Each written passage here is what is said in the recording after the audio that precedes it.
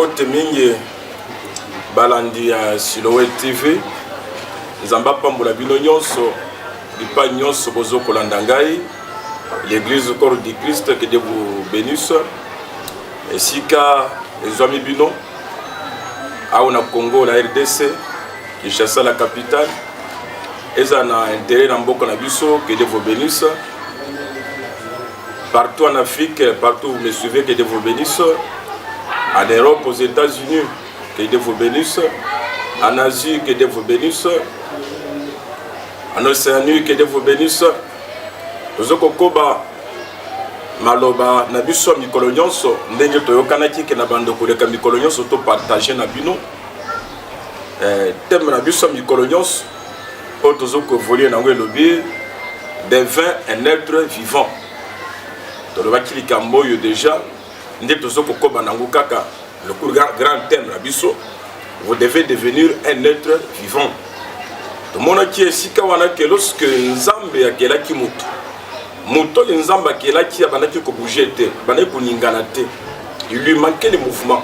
L'homme était déjà bien créé, il était là, il existait, mais il n'avait pas de mouvement en lui. Dieu a constaté que l'homme que j'ai créé, il lui manque les mouvements. Et Dieu est revenu vers l'homme afin de lui donner les mouvements qui lui manquaient.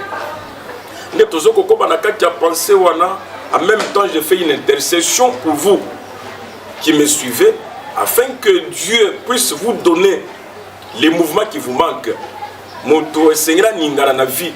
Azwa boningala azwa mouvement. Aza moto na bomoyi.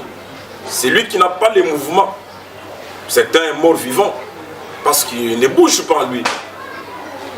Il n'est pas un être vivant. Et lorsqu'il a constaté que moto ongana keli, il lui manque les mouvements, nzamba yever moto pona ko pesa ye pema na bomoyi. Tolobaki ke moto musa ko za na pema. Ana bomoyi to ana mulimo na kati na ye mais pema ya zanango eza pema na bomoyi te mulimo ya zanango eza mulimo na bomoyi te mulimo kokufa yango tozoko zonka ke pa na nzambe ke nzamba sali ngolo zwa mulimo na bomoyi ozwa pema na bomoyi ozwa mayele ya bomoyi makasi ya bomoyi elobeli ya bomoyi. Donc image to identité ya bonzambe ya na kati ya bomo na moto olunga kozana mulimo ya mulili mayele ya mulili poete obenga un être vivant. Yango tozoko koba lelo so thème na biso o tozo be lelo ezali Dieu travaille pour un être vivant. Nzamba salaka pona moto na bomoyi. Nzamba salaka pona bembete. Nzamba salaka pona moto na bomoyi. Moto na bomoyi tozo le beleza moto na ndenge bembete.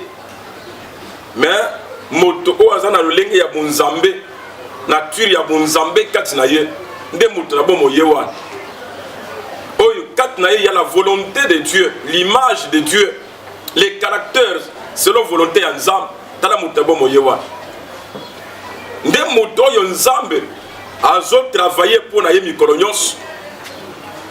Totanga na mokanda ya Genèse le chapitre nango de tozo kokoba na verset 8. Lorsque l'homme est devenu un être vivant, dans le verset 8, puis l'Éternel Dieu planta un jardin d'Éden en Éden du côté de l'Orient et il lui mit l'homme qu'il avait formé. Un être vivant, lorsqu'on parle, il y a un jardin en Éden, exactement que Nzamba qui est là qui yango. Nzamba yekoya parce que moto, a comme moto na bomoyi, a comme na bapusa. Akomi na bosenga, akomi na ba manquement, besoin senga nzamba répondre. Akomi na ba besoin, oyo nzamba besoin senga nzamba répondre.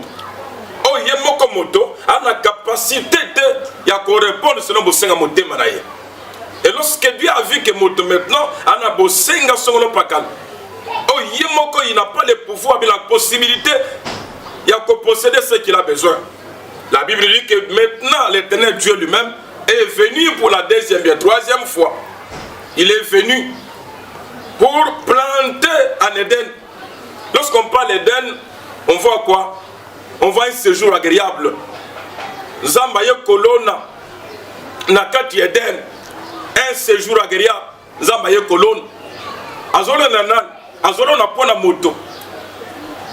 moto nzamba sakela ki nzamba ye kolona pona ye alonele un séjour agréable moto sengela za la malam donc kozala na mukili eza une chose mais kozala pe na kozala malam kobika pe malam na mukili ça n'est aussi une autre chose kozala ozotambola ozobika eza malamu mingi mais kozala pe na bomo malamu na mukili eza aussi une autre chose. Et c'est pourquoi Nzambe constata que l'homme est déjà devenu un être vivant, Dieu est venu planter pour l'homme un jardin en Éden. Dieu est venu s'aimer, planter pour l'homme devenu un être vivant, un séjour agréable. Moto Seigneur à la malam. Donc quand tu as pensé à Nzambe, Nzambe n'a pas bongusi à ma bête pour la mototé. Dieu pense que le bien, le bonheur, la joie, la paix pour l'homme. Nzamba na pousse que mutabi ke sengo. Et c'est pourquoi Nzamba yé kolone la moto. Ko sala pour la moto. Ko travailler pour la moto. Moto yé Nzamba keli, Nzamba yé moko yé ko sala pour na yé afin que moto za malam. Et na ba tundenge to zabo. Oyo Nzamba nanu te alone le nan. Et lo komo côté de botam. Nanu Nzamba alone le nanu te. Nanu Nzamba sala pesa bulamu. À part Pema, à part Bomoui, à part Libala, et c'est que les Nzamba et colonne Landeyo, pour Tobi Kessengo. Mokanda Jacques Zoloba, toute grâce excellente et tout don parfait viennent d'en haut. Ce qui Nzamba était, l'on est signé, était jamais Moutabi Kaboulam. Pour être Moutabi Kaboulam, moment que l'on est banano ko signé que Moutabi Kaboulam. Yanguli bon de l'inanga pour la mutation Kolandangai. Tika Nzamba lonela na nuyonan Nzamba lonela yo okoti ko bukate soki Nzamba lonela yo te okoti ko kutane sengo te soki Nzamba lonela yo te pote funga ma ke Nzamba aza na sima elikambo wana devenant un être vivant. Dieu maintenant s'est donné la peine de venir vers l'homme et de travailler pour lui. Nzamba lonela muto jardin d'Éden. Nzamba loneli moto akamati banzete lo leganyo saloni akamati bile ya miko ya leganyo saloni pour la moto peut moto sengela lia moto sengela lia Nzamba kamati banyama tena kati Nzamba bimisima ina kati ya jardin d'Éden peut moto abika malamu esika wana ezala bato oyo Nzamba kele bazawana mais azozaka bilei. Il a fallu que Nzamba ait travaillé pour être mouton zabilei. Azozanga maya komela. Azozanga makoti songolo pakal. Mbongo autrement, mapango autrement. Mais na yemoko na poussa na go makoti nezoko zanga ye. Maintenant Nzambe moke lorsqu'il a constaté, il est venu travailler pour l'homme. Donc il bon déjà pour la mouton soko na nga que Dieu maintenant travaille pour toi. Et comme il dit, Nzamba a constaté, Ayako Sala Pona yo. Ayako Sala Pona yo. Ma commune que la grâce de Dieu est la source du salut pour tous les hommes. Pwete Moutoa Zolobiko, Apambulam, et Outaka Kanangolu, Nanzambe. Autrement dit que Moutoa Tomo met tout à toloté. Moutoa si Boulam a tout à toloté. Boulam Wane Outinangolu. Iba de wuti na ngolo oyo zale lo le wuti na ngolo kaka na Nzamba. Toute autorité vient de Dieu. Nzambe nde ngotaza na sima doboko na Nzambe nde zuyo yango nde tombolio. La grâce de Dieu est la source du salut pour tous les hommes, pour tous les hommes. Aongolo poni motote aongolo poni kolote aongolo et ponite Batumilai to batumikose batumike to batuminete eza pour la mutonyos. Que Dieu puisse maintenant travailler pour toi. Nzamba lonela nuyo. Nzamba lonela yo. Tant que dans verset 9 après le verset 8 quand on a Genèse 4 ma comme le 9 et l'Éternel Dieu fit pousser du sol des arbres de toute espèce. La cime Nzambe kolona la moto. Nzamba yeko pesa encore miti na mabele afin que mabele bota. Nzamba yeko botisa na mabele ayeko bimisa na mabele non seulement que nzamba loneli moto mais nzamba ya mibale aya ko faire produire pour la moto. Le message nangi ezali que nzamba sali quelque chose pour la moto pas ko landa ngai nzamba sali quelque chose nzambe asimba motema moto moko quelque part pour na yo tomona hérite na kata Bible ateko kendo ko buka na bilango ya lona te moto alona ezaki Boaz mais Rita yeko ya ko buka là où il n'a pas souffert, elle n'a pas connu la souffrance.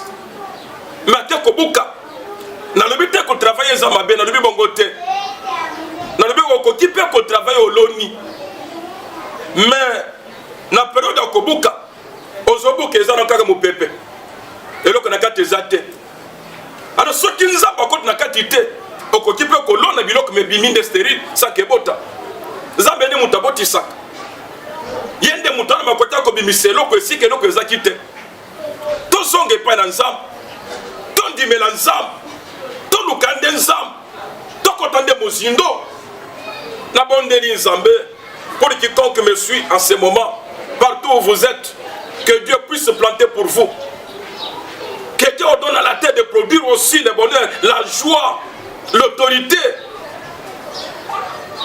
Pour na yo mutolo na ngai bisika nyonso zwa zamba na bakote osa quelque chose afin que tu témoignes nzambe nazonyi simi sanga pa na nzambe en faveur ya moto nyonso pa benga mwana na nzambe esika zwa milio tika nzamba lo ne Eden nzamba lo ne le séjour malam le séjour malam nzamba lo la banzube ne kata fi na yo non e wuti na volonté yemoko nzambe ko tezamba ne kati moto.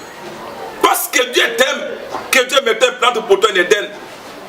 Parce que Dieu t'aime, le Dieu qui t'a aimé là, celui qui t'a formé un corps, celui qui t'a sauvé, il est monté à la croix pour toi, il a versé son sang pour toi. Je prie à quiconque qui m'écoute en ce moment que Dieu puisse s'aimer pour toi quelque chose.